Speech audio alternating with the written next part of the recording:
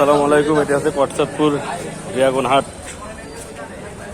পাইগুড়ি dragon হাট। একদম জমজমাট ড্রাগন বাগান। এই যে এ কত এ মাল এমনি শুনছি 100 পাইগুড়ি এগুলো 100।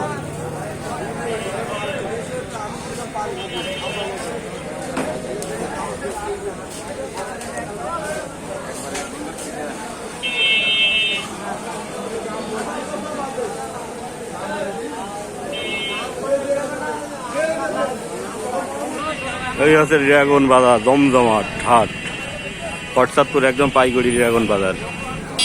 এখান থেকে দেশের বিভিন্ন স্থানে মাল সব চলে যায়।